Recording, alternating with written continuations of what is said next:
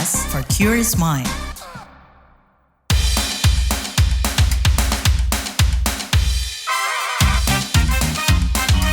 Kamu lagi dengerin podcast What's Trending.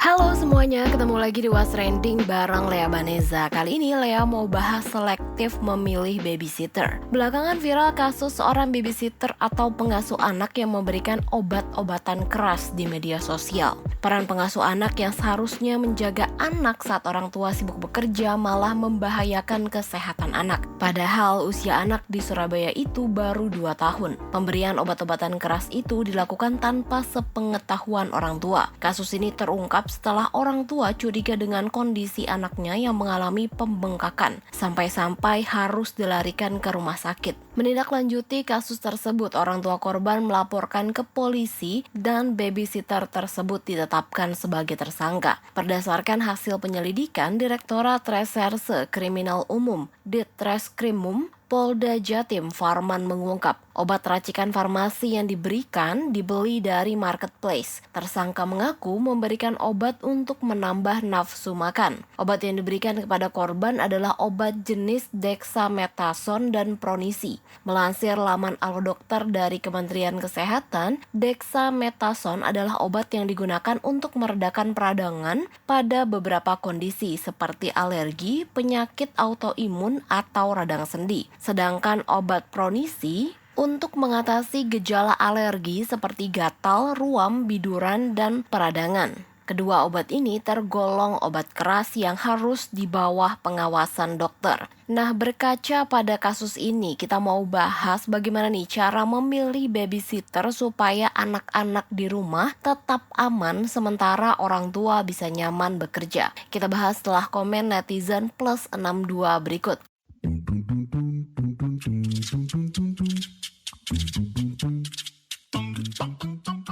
Yang pertama ada komentar @rarxx. Padahal butuh, tapi makin gak berani pakai babysitter. Lanjut @notxx. Case ini ngajarin gue agar nanti ketika jadi orang tua tidak mengandalkan orang lain untuk membesarkan anak gue. Asupan gizi dan tumbuh kembangnya sepenuhnya adalah tanggung jawab gue dan istri. Hard lesson learned.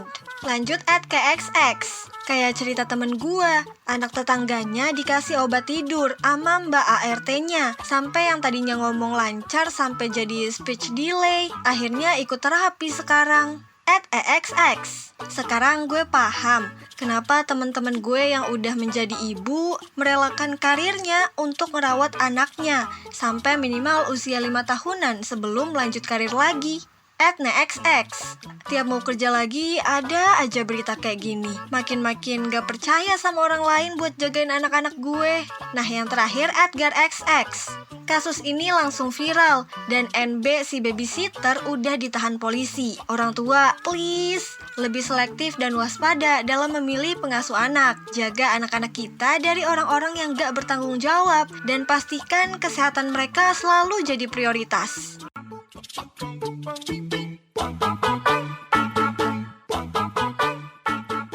Ibu korban Linggra Kartika Halim mengungkap kasus pemberian obat keras ke anaknya diduga terjadi 1 tahun belakangan. Imbas pemberian obat, Linggra mengatakan anaknya mesti menjalani perawatan di rumah sakit Singapura. Menginfokan kalau ditemukan ada gelas berisi serbuk, itu gelas anak saya ditemukan di dalam laci kamar mandi berisikan serbuk. Nah, kemudian dicarilah itu serbuk obat apa. Setelah dicari, ketemulah itu pil warna oranye dan juga warna biru. Kemudian kita coba searching di Google, keluarlah bahwa itu obat penambah nafsu makan dan juga obat penggemuk badan. Gitu. Nah, dari situ kemudian saya cari bukti lain, cek HP suster saya, dan kemudian ditemukan juga pembelian. Kemudian saat itu juga saya pertanyakan, ini obat untuk siapa?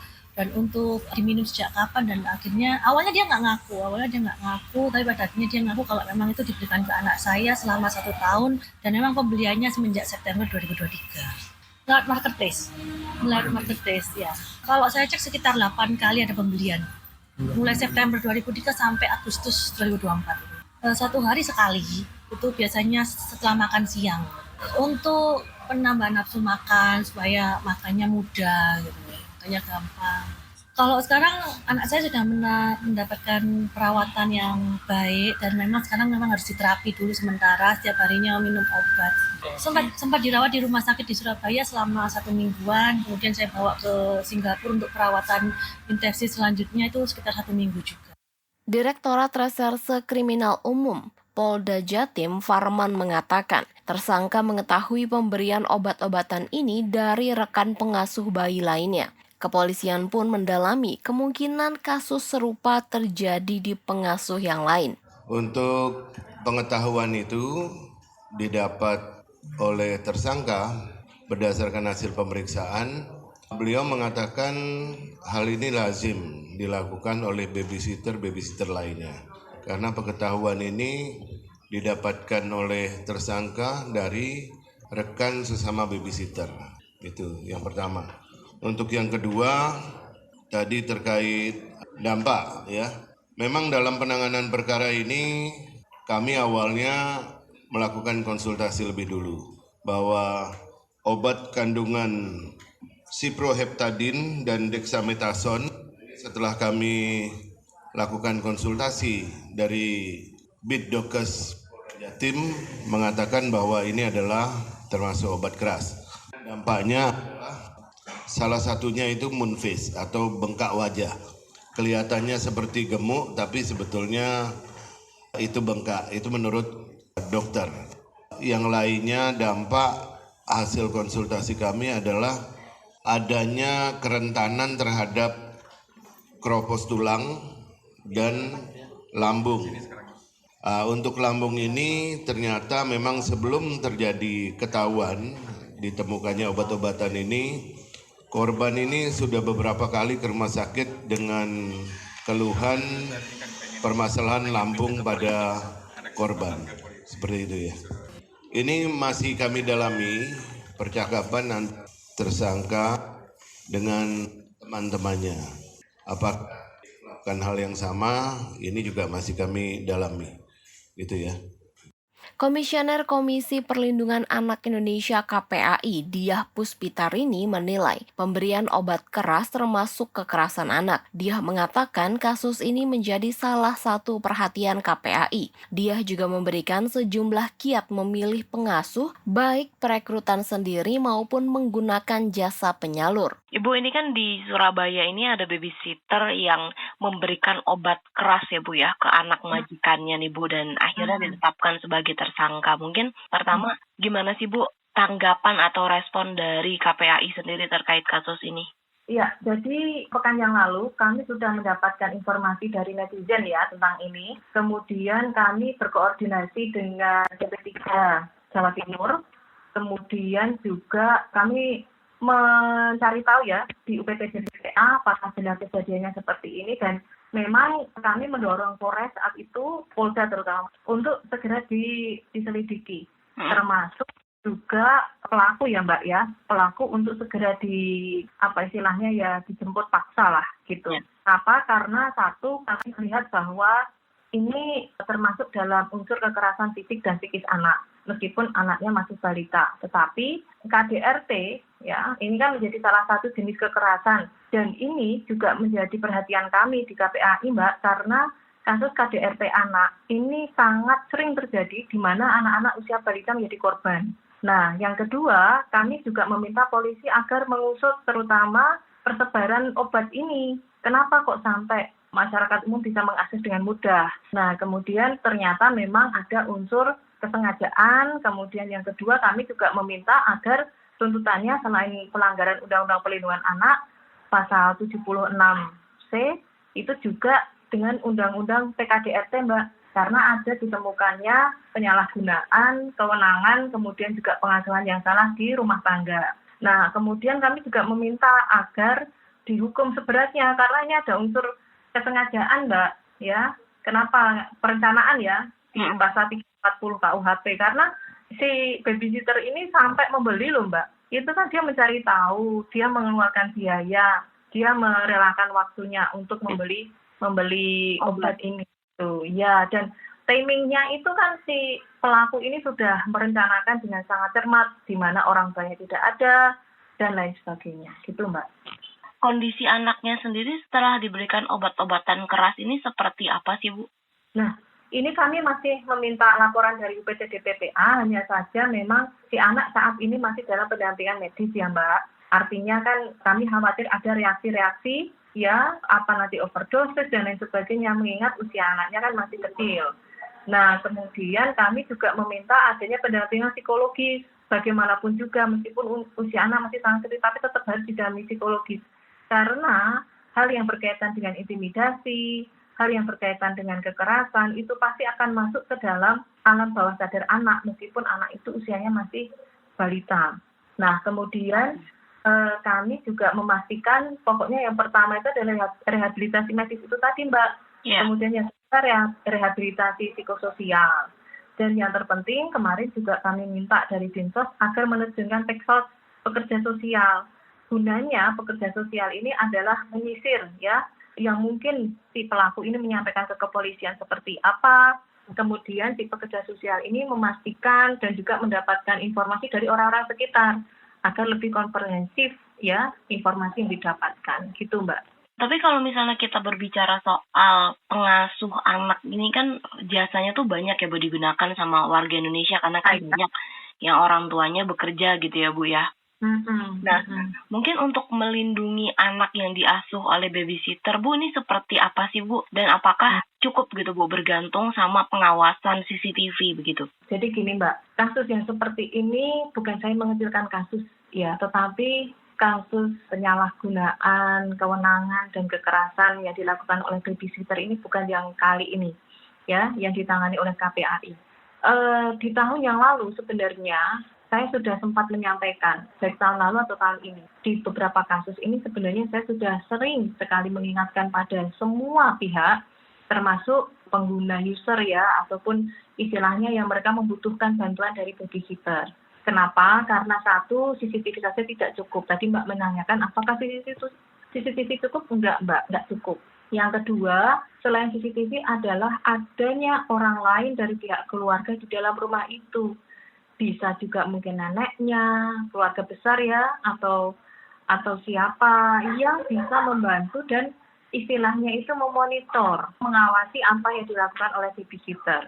Yang ketiga, dengan babysitter itu juga kita harus punya mindset bahwa kita tidak hanya seperti pasrah barang, ya kan Mbak? Kenapa? Karena ini anak loh, ini anak, terus kemudian apa yang dilakukan oleh babysitter itu akan terekam oleh anak, akan membentuk karakter anak, sehingga dengan sangat-sangat berat hati saya sampaikan pada ayah bunda ibunda, orang tua agar membuat batas waktu maksimal di mana babysitter itu bisa diberikan waktu untuk dengan anak.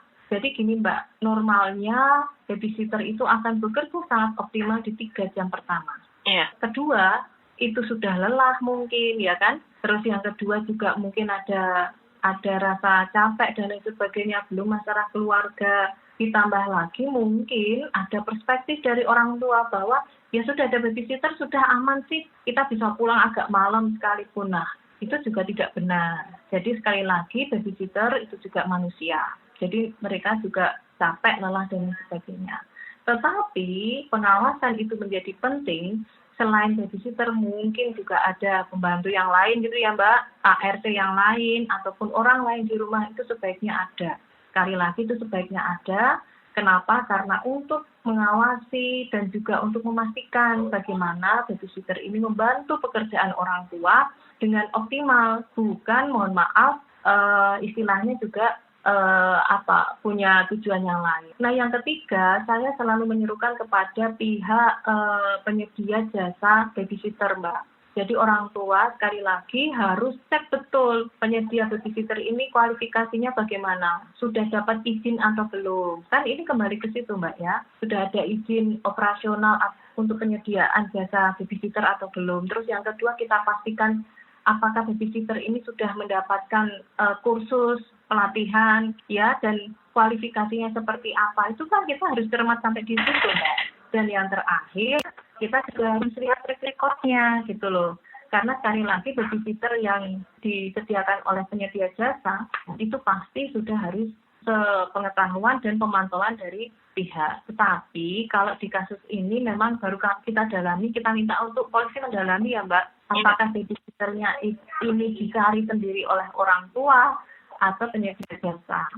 Jadi kalau dicari sendiri oleh orang tua itu sebenarnya malah orang tua punya kewenangan untuk ngetes, ya kan, ngecek, uji dan lain sebagainya. Tetapi kalau disediakan oleh penyedia jasa itu biasanya orang tua hanya pasrah gitu Mbak, pasrah sudah yakin ini udah manut, nah, itu juga nggak boleh.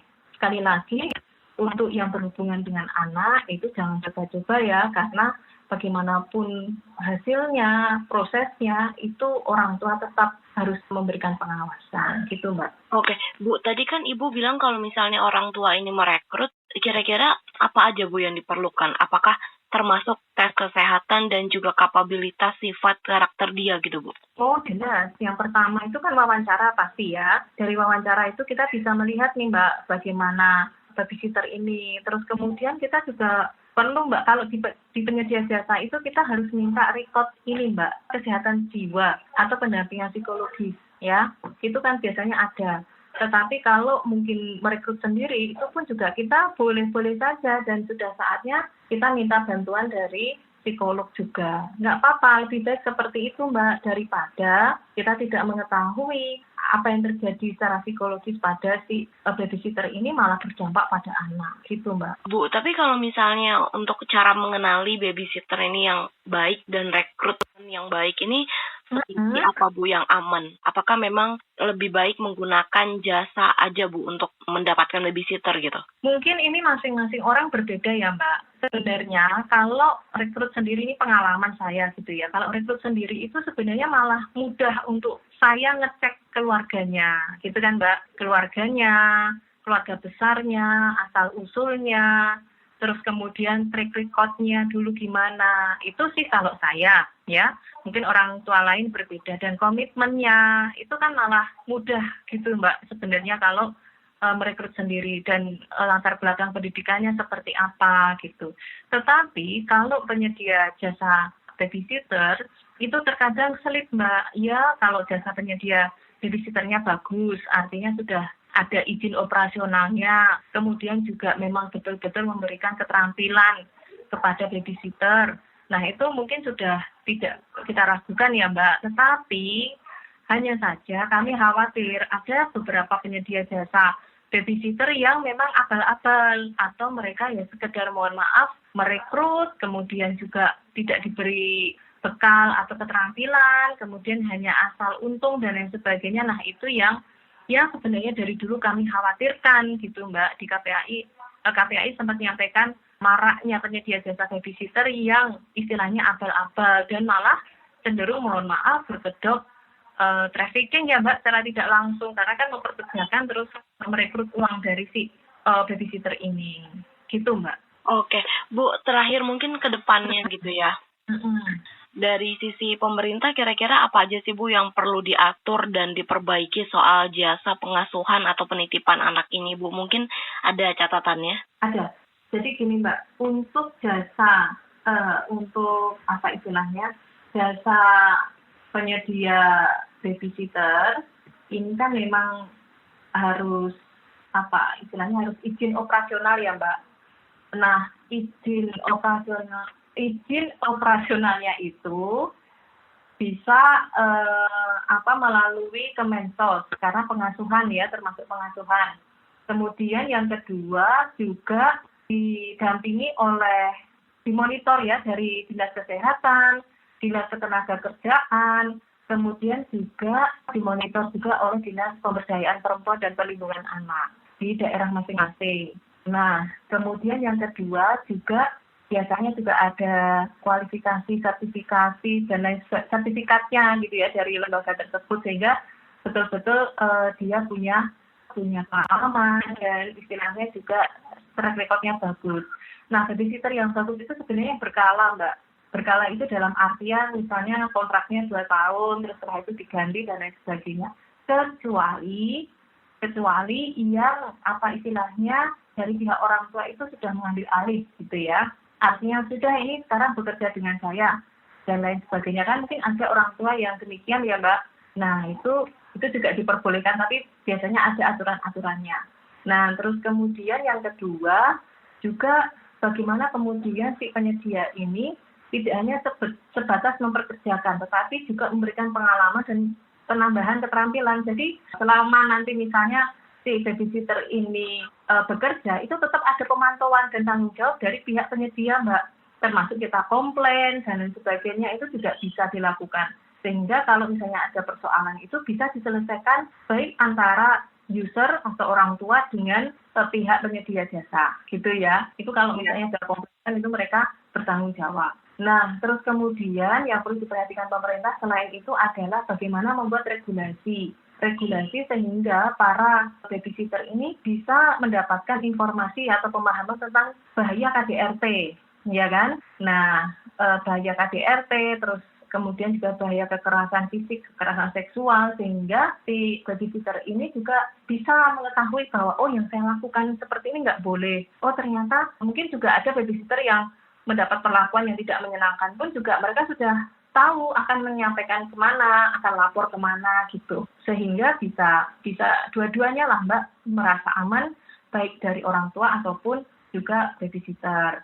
Kemudian juga pemerintah juga seharusnya membuat regulasi di mana untuk izin operasional itu harus ada kualifikasinya dan juga merapikan atau memberikan teguran pada penyedia jasa babysitter yang mungkin hanya asal berdiri saja Mbak. Nah ini sebagai contoh misalnya di Jabodetabek itu mungkin ada banyak sekali ya Mbak, itu Jakarta ada banyak sekali. Nah tugas dari pemerintah itu juga ngecek gitu ya, tidak hanya menerima laporan tapi ngecek, oh di sini ada penyedia jasa, dicek sudah berizin belum dan lain sebagainya gitu, karena khawatir nanti akan ada unsur perdagangan orang terus dan lain-lain itu ya Mbak yang melakukan, dan yang pasti si babysitter yang akan diperkerjakan ini tidak paham apa yang akan dilakukan, malah mencelakai si anak-anak atau pihak keluarga yang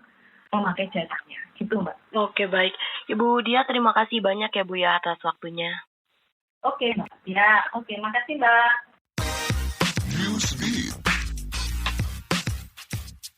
Hani New Jeans memenuhi undangan dan memberikan kesaksian di depan Majelis Nasional Komite Lingkungan dan Tenaga Kerja soal dugaan perundungan di tempat kerja. Hani menyebut ada suasana yang sulit dijelaskan di perusahaan. Semua hal yang menimpa member New Jeans disimpulkan Hani sebagai ketidaksukaan perusahaan kepada mereka. Sementara CEO Adore Kim Joo-young mengaku sudah mengambil tindakan yang diperlukan, seperti konsultasi dengan staf label tersebut. Kim Joo-young mengklaim tindakan pembulian atau perintah pengabaian member New Jeans tidak terjadi. Kim Joo-young juga sempat menanyakan apakah pihaknya dapat memulihkan rekaman pengawasan. Beberapa tuntutan baru diajukan terhadap Sean Diddy Combs atau P. Diddy. Sebelum sidang dugaan pemerasan, perdagangan seks, dan prostitusi berjalan, P. Diddy kembali menerima 6 gugatan terkait kekerasan seksual. Salah satunya dugaan kekerasan seksual terhadap perempuan 19 tahun yang melibatkan petugas keamanan. Kekerasan terjadi pada 2004 di mana korban diundang ke salah satu pesta Diddy. Awalnya pesta berjalan tenang, tapi setelahnya security guard memegang dan membawanya ke private room. Di sanalah korban dipaksa menggunakan kokain dan mengalami kekerasan seksual. Selain itu, Diddy juga dituntut kasus penganiayaan terhadap remaja laki-laki berusia 16 tahun. Menanggapi persoalan ini, pengacara P. Diddy menganggap laporan ini sebagai upaya mendapatkan publisitas. Thomas Tuchel diincar menjadi pelatih timnas Inggris. Sebelumnya, pelatih asal Jerman itu melatih Bayern Munchen dan hengkang pada Mei 2024. Kabarnya, Tuchel menerima pinangan tersebut. Melansir Sky Sports, Tuchel akan menerima tugas melatih timnas Inggris untuk Piala Dunia 2026. Bila resmi jadi pelatih Inggris, Tuchel juga diprediksi bakal menerima tekanan dari kalangan supporter dan media-media Inggris. Lantaran Inggris diyakini punya pemain terbaik sepanjang sejarah timnas. Selain melatih Bayern Munchen, Thomas Tuchel pernah melatih Borussia Dortmund, Paris Saint-Germain, dan Chelsea.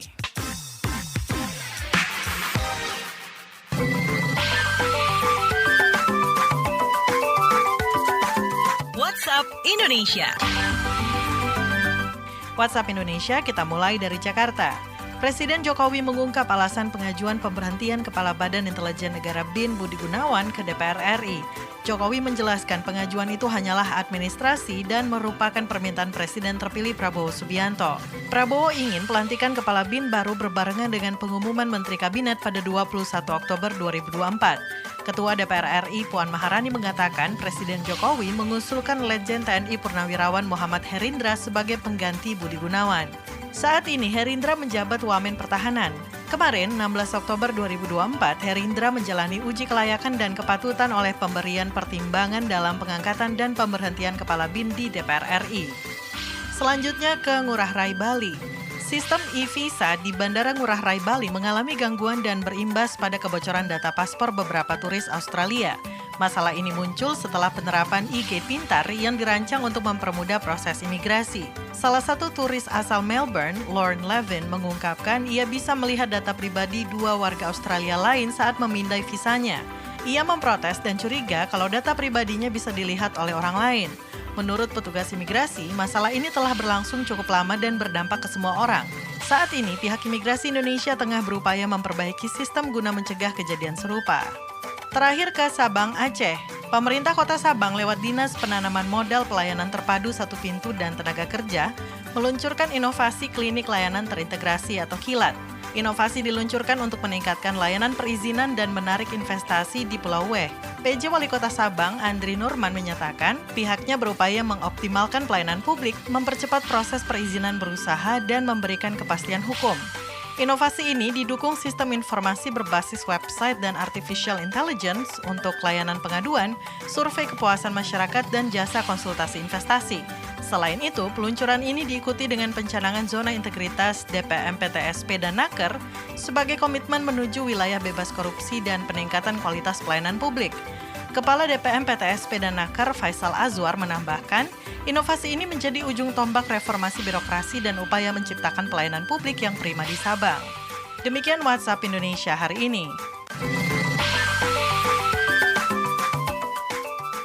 Terima kasih ya sudah mendengarkan What's Trending. Jangan lupa terus dengarkan podcast What's Trending di kbrprime.id dan aplikasi mendengarkan podcast lainnya. Lea Baneza mau pamit dulu, stay safe and happy. Bye-bye.